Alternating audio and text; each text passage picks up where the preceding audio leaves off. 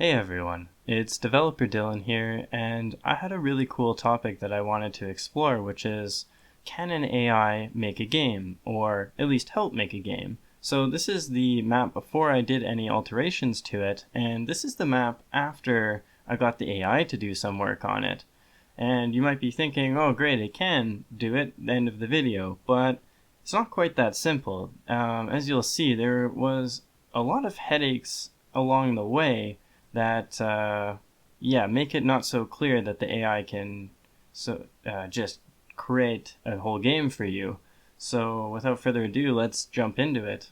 So step one is to just generate the image. Now for image generation, that's the original texture there. For image generation, I use Stable Diffusion, and I'm just using the web UI version to run it on my system.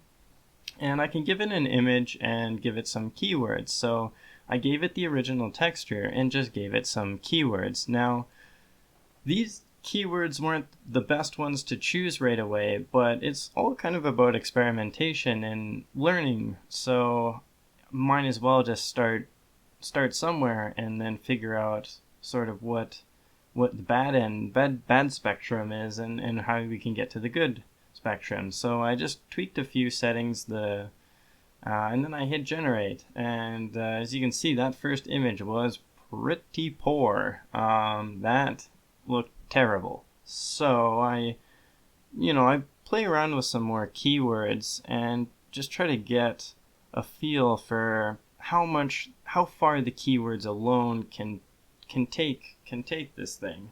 And it actually got a kind of an interesting generation there. Nothing that's actually usable, but I wanted to save it anyway.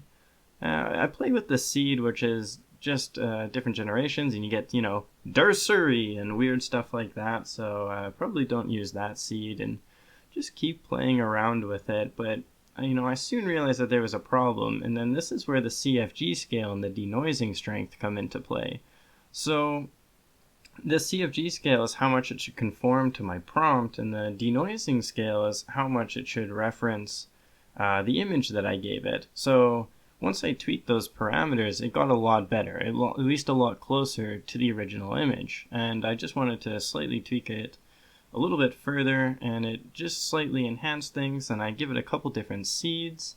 And with this, I really just wanted to see, how I could play with it. Now that was a negative prompt. That texture had a lot of repeating stuff, so I just said, don't repeat, and I cranked up its ability to deviate from the original image, and I found 0.4 was a pretty good number, so I was pretty happy with that generation. And I do a number of other seed generations, and you can just see how big of a difference that the seed really can make on it.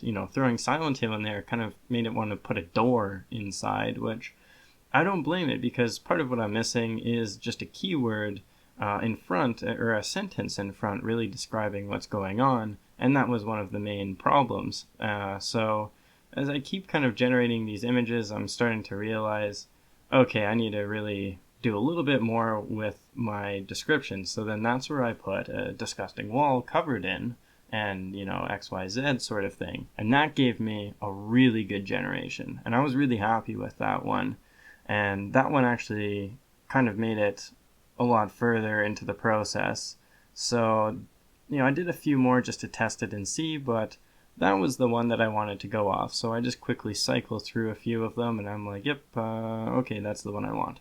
So I threw it in Photoshop, and you can see the difference between the original image and the one that the AI has generated me. And it's quite good, actually. There's like a few things with like the black kind of holes that aren't very good, and a few things that I wanted to tweak, but it gave me enough of an idea. So the next part then was to just upscale the image.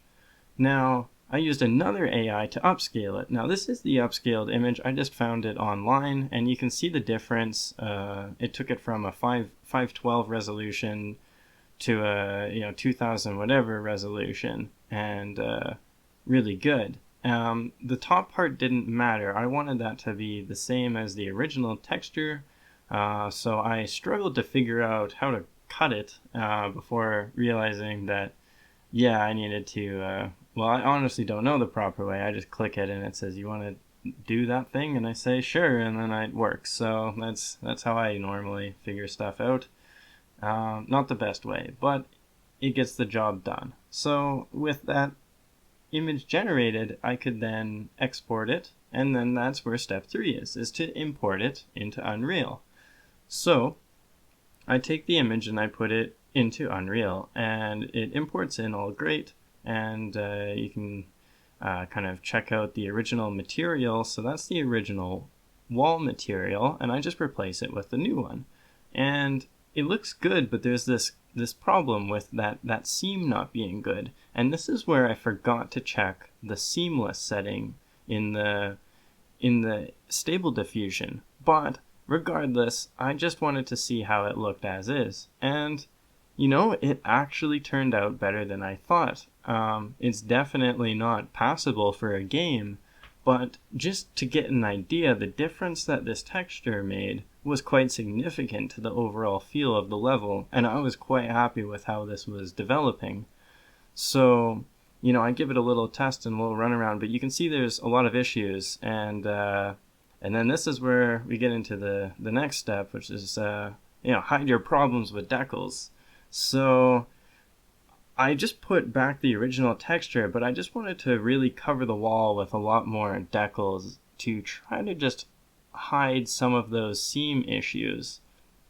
And that's what it looks like there. And then I ran into the second guess everything and struggled, then you finally succeed step, which I spent hours generating other images, more and more images, and tweaking things and touching up things, and I was really having a hard time to make this actually look presentable.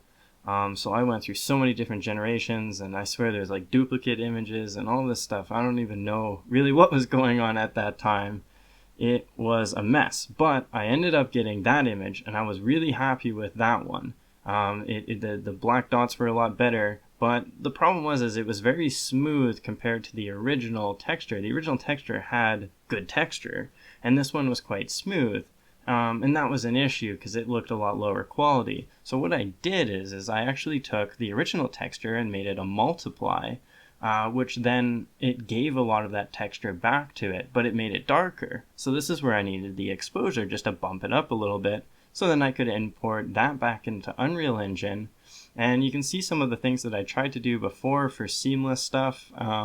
This is just like doing a world align texture, which, yeah, that didn't work. And I tried a bunch of other stuff with all these different parameters and configuration, offsets, and it just wasn't good. But this is the final result that I've kind of settled on, is just to cover it up with decals or decals or whatever you want to call them. Just cover it up, and I think the end result is pretty good, if I do say so myself. The texture overall looks a lot better. There's still a hint of like blurriness, but I think that can get touched up later, as long as it's just sort of, you know, better than it was yesterday, and just keep going forward with that mentality. It will be perfect in no time. So I hope you enjoyed this video. Thanks for watching. Goodbye.